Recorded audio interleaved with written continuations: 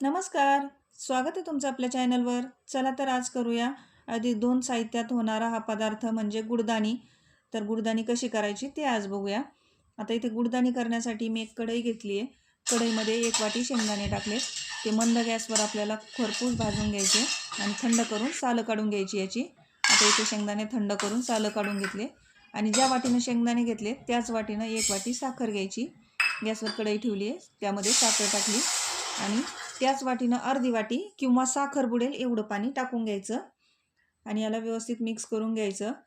हलवून साखरेचा आपल्याला पाक करून घ्यायचा आहे. ही अशी गुडदाणी तुम्ही बघू शकता जत्रेमध्ये जेव्हा मिठाईवाल्याचे दुकान असतात तिथे भरपूर अशी ठेवलेली असते परात भरून. दिसायलाही खूप सुंदर दिसते आणि खायलाही चविष्ट आहे. हिला तुम्ही प्रवासात घेऊन जाऊ शकता किंवा उपवासालाही खाऊ शकता. अशी पोटभरीची गोड पदार्थ असल्यामुळे पटकन पोट भरतं.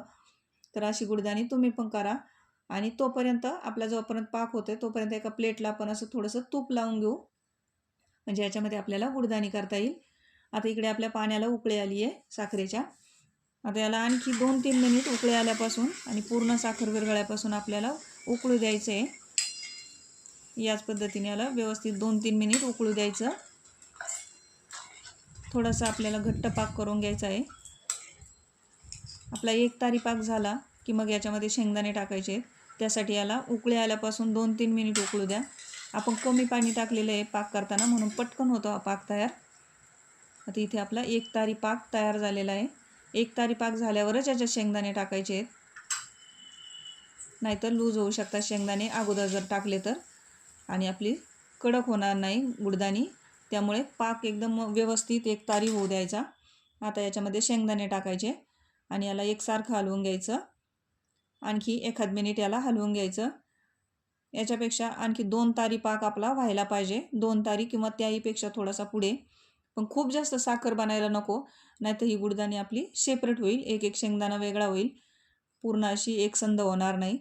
त्यामुळे असं 1 तारीपासून 1-2 मिनिट याला हलवून घ्यायचं आणि 2 तारी होईल या प्रमाणात ठेवायचं. बघू शकता अशा प्रमाणात सैल असेल तेव्हाच प्लेटमध्ये ओतून घ्यायचं. कडेला अशी साखर बनायला नको कढईच्या, नाहीतर मग शेंगदाणे सेपरेट होतील. याची गुडदाणी किंवा आपली बर्फी तयार होणार नाही. हे सेपरेट शेंगदाणे होतील. आता याला पूर्ण थंड करून घ्यायचं. अर्धा ते पाऊण तास याला पूर्ण थंड करून घेतलं आणि अशी प्लेट थोडीशी हलवली की बघू शकता आपण तूप लावलेलं असल्यामुळे एकदम पटकन निघते ही गुडदाणी आणि व्यवस्थित अशी आपली गुडदाणी इथे तयार झालेली आहे या पद्धतीने. आणि आता आषाढी एकादशी येते तेव्हा तुम्ही पण अशी उपवासाला खायला गुडदाणी करू शकता.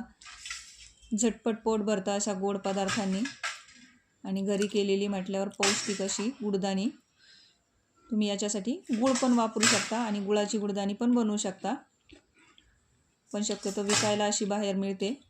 या पद्धतीने गुडदाणी असते आणि यात्रेमध्ये गावाकडे सर्रास मिळणारी ही गुडदाणी खायला खूप सुरेख लागते आणि करायला एकदम सोपी.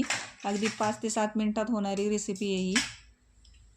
तुम्ही पण या आषाढी एकादशीला आता नक्की अशी गुडदाणी करून बघा. नक्की सगळ्यांना आवडेल. आणि बघू शकता छान अशा वड्या पडत आहेत आपल्या गुडदाणीच्या. या पद्धतीनेच साखर आणि शेंगदाणे, फक्त हे 2च पदार्थ वापरून आपण ही गुडदाणी तयार केलेली आहे. तर अशी चविष्ट आणि मस्त अशी गुडदाणी तुम्ही पण करून बघा. आणि व्हिडिओ आवडला असेल तर लाईक करा, शेअर करा, कमेंट करा आणि चॅनलवर नवीन असाल तर चॅनलला सबस्क्राईब करा. व्हिडिओ बघितल्याबद्दल धन्यवाद.